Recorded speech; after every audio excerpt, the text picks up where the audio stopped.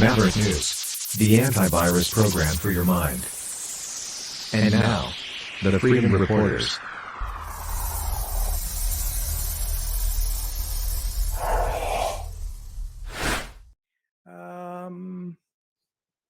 So what do you think happens next, Rick, over in Russia? Steady as she goes, basically. I think that they just bring in reinforcements to make sure that any holes that might have been or soft spots that might have been left open, they fill those in to prevent the Ukrainian counteroffensive from gaining any traction, and they just proceed as planned. And Do you think that there will be any retribution against Ukraine? I mean, there's all this speculation now that they're basically 100 kilometers from Kiev. A lot of people are saying, "Look out." Do you think that'll happen? I have no idea. Yeah, I can't sit Nobody here and wants make to that answer that prediction. I question. don't know. Yeah, even Scott Ritter didn't want to go there. Is that right? Well, Yeah.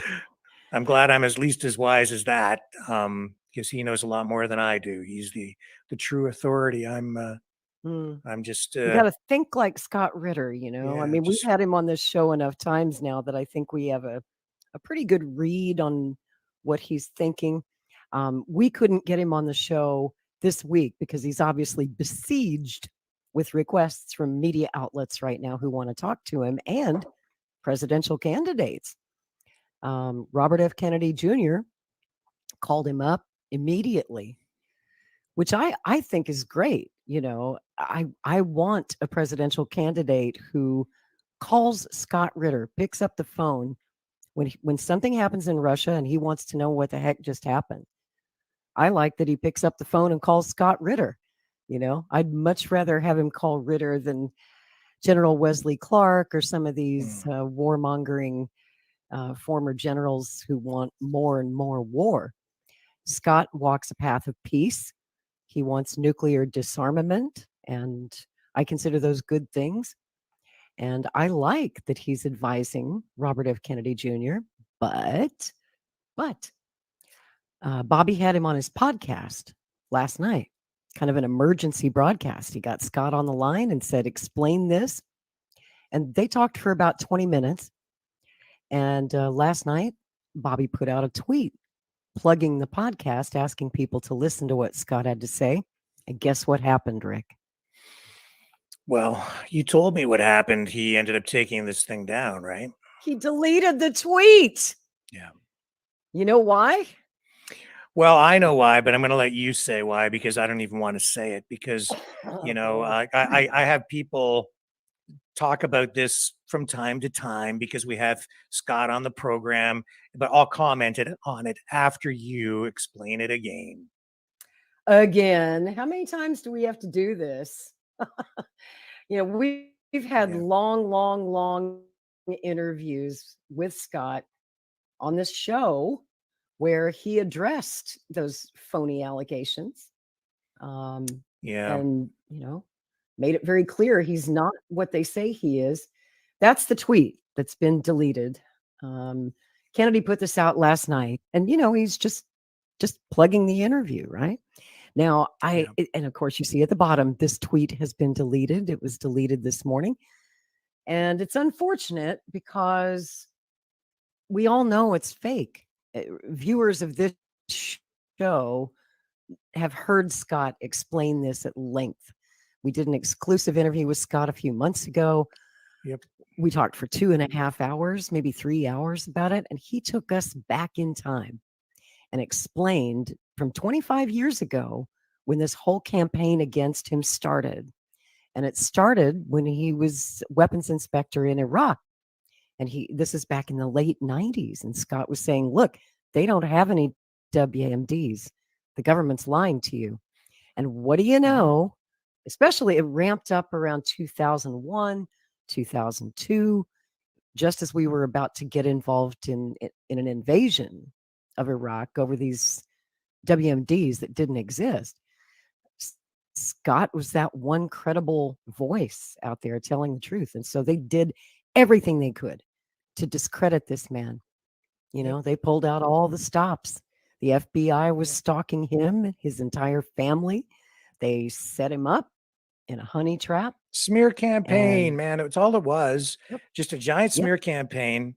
And this whole thing, basically, in my view, to entrap him in with mhm, these BS pedophilia charges.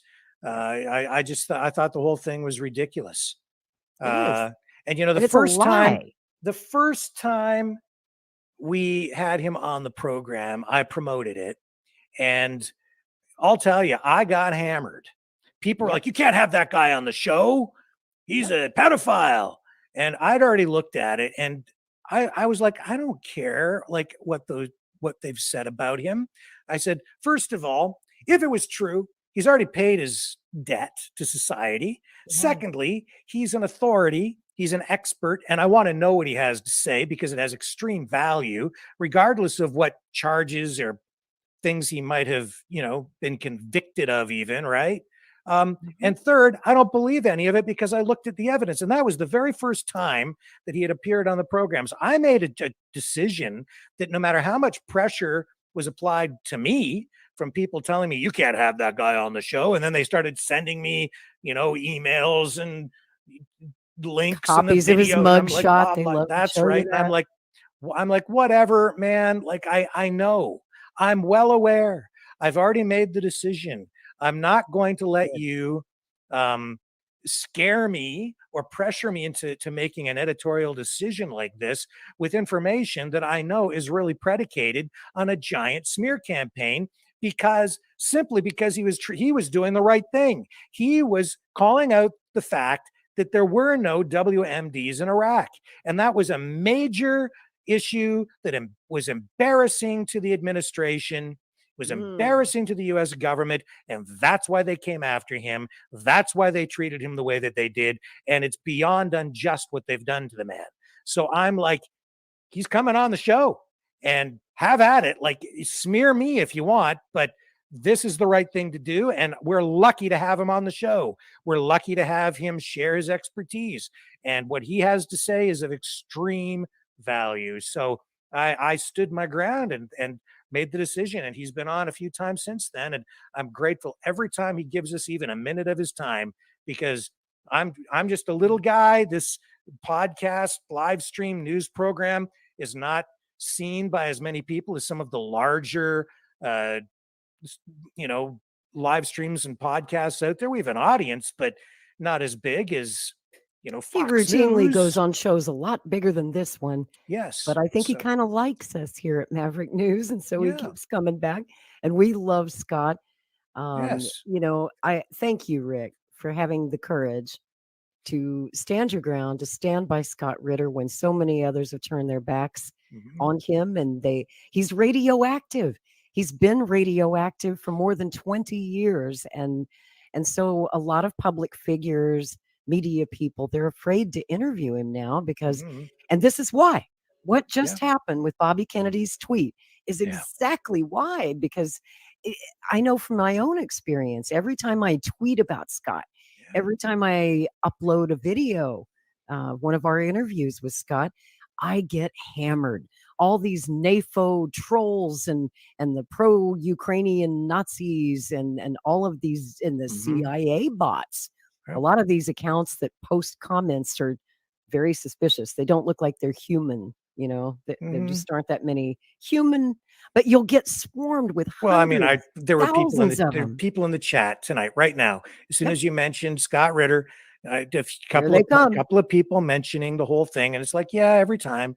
But I know every basically what the time. truth is, you know, Yep. and I'll stand with him any day of the week. Me So, too. Me too. yeah, Unless he's a unless good Scott guy. Ritter eats a baby or shoots a dog, I'm not going to turn my back on him. Scott's my friend, and Yeah. that's that. And I stand by my friends. But I'm going to tell you the truth, Rick. I am pretty disappointed Mhm. in my guy, Yeah. Robert Kennedy Jr., for deleting that tweet. Yeah. Someone should have warned Bobby, and maybe they didn't. Maybe he didn't know that if How you could tweet but yeah, that, you're going to but get attacked. man, come on. Like, this is the thing with all these people running for president, though. Like, Mm, I'm amazed at how sometimes how little they know, Right. how How they could you how not they know? flip flop on things, Mm, how ill prepared they are going into this campaign, how yep. unorganized they've been. Not just like all of them, really, to a large degree. Yep. All the challengers. Every last Trump's one got of a them. well-oiled machine. Biden's got the DNC machine behind him, so they've Mm, got it down because they've been through through the process a lot of times, mm. and they've got the money and the organization, and it's a template for them. But all these challenges, you want to be the president of the United States, you better have your act together, man. You better know your subject matter. You better have those issues nailed down. You need an organization. Like, I can't believe Hmm. how you you need to know what you're going to say, and you have to And you have look to ahead. anticipate what the pushback will Exactly. be, Exactly. So you you know know? what response you're likely to get before you say something Right. in that position. Like just like the Roger Waters thing, he should have known that Roger's controversial before he put out that tweet supporting Right. Roger, Yeah. knowing he was going to get backlash. And then he had to do the embarrassing thing, which was Yeah. to delete the tweet, which doesn't make him look good. Yeah. And it looks bad when he throws Roger under the bus like that. And I did not like seeing him throw Scott Ritter under the bus. Yeah. I really thought that Bobby would have known better. And surely before he put out that tweet, someone should have told him, if he didn't know, that look, you're going to get swarmed by the NAFO bots. You're going to get swarmed by the CIA people. They're going to try and embarrass you for having anything to do with Scott Ritter. It's just to be expected. All of Scott's friends know this. So Bobby you should have either known that. just stay away from it altogether, which would That's right. really be the wise thing to do. No, But if you do run over no. there and engage in a conversation like that and you post it, then you need to stand by it, because it Yes. makes you look weak, Mhm. indecisive, ill-informed, And easily manipulated. exactly, and it makes you look cowardly. Right. So is I that the agree. kind of guy you want to be president? Well, I mean, I still like him, but Mm. is that what he's going to do when he's the president? Every time somebody applies pressure on some issue, he's afraid that he might not get reelected. So he flip flops and starts deleting stuff and backtracking on things.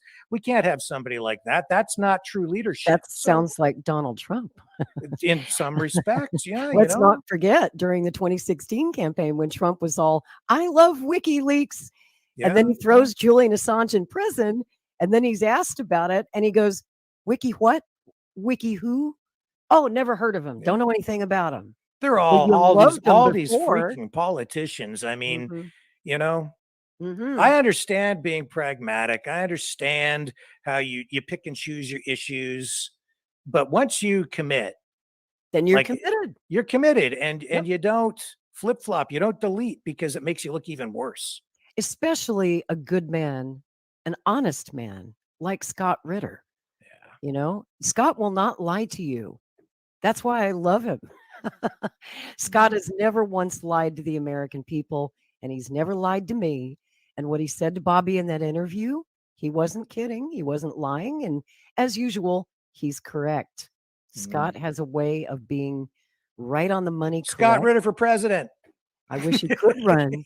And he would. I mean, I think that Scott probably would have run for US Senate or Congress or maybe even president had it not been for this honey trap that they ensnared him in 20 years ago, which has now ruined his chances of ever holding elected office. But I don't know. I want to man. see I him. mean, you want to talk about indiscretion and inappropriate behavior. Look at what Biden did with Tara Reid. There you go. Look at all the charges against various candidates from Mhm. Donald Trump. That's right. I mean, How many women have sued him, right? so I mean, come on. Hmm. It seems And to me like it's like a prerequisite to getting elected is to be a jerk, or a coward. coward. Yeah. Right. And Bobby's no coward. And I know it takes guts to get up there and say what he said in his speech in Boston, in every speech that he gives. I mean, he's declared war on the deep state, at least verbally. Mhm. But what bothers me and concerns me is when he has a guy like Scott Ritter on his show, right? And then backs away from it, deletes that tweet, and gives in, caves when he's under pressure. How are you supposed to fight the deep state when it's the deep state that's gone after Scott Ritter? And you need to stand by that man, Bobby Kennedy, if you're out there listening. Scott Ritter never hurt anybody. Scott Ritter hasn't done one thing wrong. And what he did do wrong in that chat room 20 years ago is a matter between him and his wife, period. It's none of our business. And I want to say something to all of our Maverick viewers out there who might still believe this big lie, because there's a huge propaganda campaign out there. I can't blame you if you fell for it, if you got snookered, if you fell for that, because obviously pedophilia is bad. We oppose it. We're not defending it. What I'm telling you is, if you missed the first time we talked about this with Scott Ritter, if maybe you missed the second time we talked about this with Scott Ritter, or the third time, if you have missed that whole story somehow, I'm here to tell you folks that there were no underage girls ever, ever, ever involved.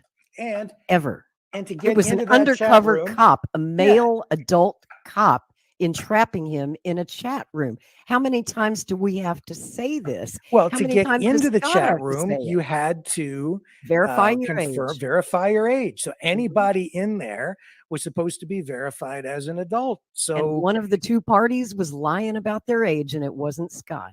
right, Mhm. and it was an adult. It was an adult, so they weren't really lying. They were over 18. And Scott so never the laid a whole- hand on any underage girls, period. That's it. So That's it. They lie about him. So please pull your head out anyway, if you believe that crap anyway. enough talk about it, because it's not even worth. Well, I it mean, is. I don't even want to talk about it, because it just No. gives more, attention to something that we've already Yeah. addressed. We know it's not true. And Agreed. it's just unfortunate that Mr. Well, I'll tell Kennedy. you what I will do. I'll tell you what I will do. Yeah. All of those interviews that we did with Scott about this in the past, they were posted to my YouTube channel. And I edited them so that we just got right to the point and right to the question instead of the whole 3 hours. Most people aren't going to sit through 3 hours. So I got right to the meat of it, and I posted those videos. But as you well know, my old YouTube channel recently got banned, and I lost all those videos in the archives. So I'm so darn mad about this. I'm going to find those videos tonight. I'm going to upload them again. And if you're subscribed to me on Rumble or on my new YouTube channel, Strange Bedfellows Podcast here on YouTube, if you were subscribed to me before, you'll have to resubscribe. This is a new channel. I'm going to upload those tonight. So they will be up. And if you still think that Scott Ritter ever hurt a child, I encourage you to please watch those videos, share them, tell your friends that he is not guilty of those charges. I think that those videos need to come back. Obviously, it has to be said, has to be explained yet again. And I'm going to make darn sure that Bobby Kennedy gets a copy of those as well, so that if he has not yet heard Scott's side of the story, that he will. Sure. And I encourage people, while you still can, hurry up and go listen to that podcast. Bobby deleted the tweet, but he has not taken down his podcast, the actual interview with Scott Ritter. So if you're interested in Scott's take on what just happened in Russia, you can find it on Spotify, Apple Podcasts, all these various platforms. At least for now, it's still up. Now that could change. It may disappear, but it's up still right now if you want to go listen. And it was really good.